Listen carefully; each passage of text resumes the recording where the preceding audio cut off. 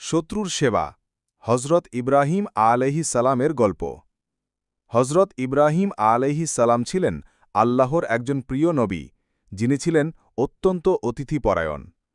প্রতিদিন তিনি চেষ্টা করতেন কোনো না কোনো মেহমান যেন তার ঘরে আসে এবং তিনি তাদের সেবা করতে পারেন। একদিন এক বৃদ্ধ মুশরিক অবিশ্বাসী ইব্রাহিম আলাইহিস সালামের দরজায় এসে খাবার চাইল।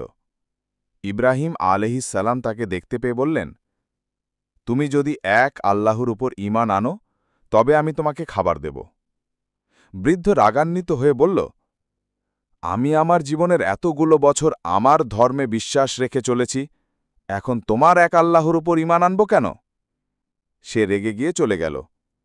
ইব্রাহিম আলাইহিস সালাম কিছুটা দুঃখ পেলেন, কিন্তু ভাবলেন তিনি তো শুধু সত্যপথে দাওয়াত দিয়েছেন।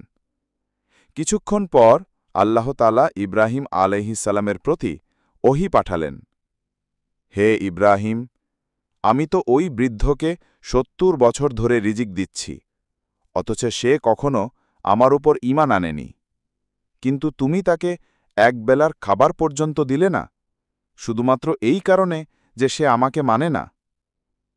ইব্রাহিম আলাইহিস সালাম তৎক্ষণাৎ অনুতপ্ত হলেন এবং দৌড়ে গিয়ে ওই বৃদ্ধকে খুঁজে বের করলেন। তাকে বাড়িতে নিয়ে এলেন, তাকে খাওয়ালেন, তাকে সেবা করলেন। এই ঘটনায় বৃদ্ধ খুব অবাক হয়ে জিজ্ঞাসা করল, তুমি হঠাৎ এত ভালো ব্যবহার করছ কেন? ইব্রাহিম আলাইহিস সালাম বললেন, আমার আল্লাহ আমাকে তোমার ব্যাপারে তিরস্কার করেছেন। তিনি বলেছেন তিনি তোমাকে এত বছর ধরে রিজিক দিচ্ছেন, অথচ আমি তোমাকে একবেলার খাবার দেইনি। কথা শুনে বৃদ্ধের হৃদয় পরিবর্তন হল।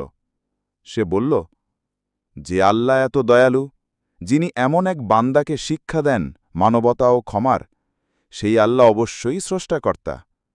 আমি তার প্রতি ঈমান আনলাম। গল্পের শিক্ষা, মানবতা ধর্মবর্ণের ঊর্ধ্বে। আল্লাহ তার বান্দাদের প্রতি কেমন দয়ালু। দাওয়াতের সাথে ভালো আচরণ ও সহনশীলতা জরুরি। কখনো কারো উপরে ঈমান চাপিয়ে দেওয়া উচিত নয়, বরং আচরণের মাধ্যমে দাওয়াত দিতে হয়।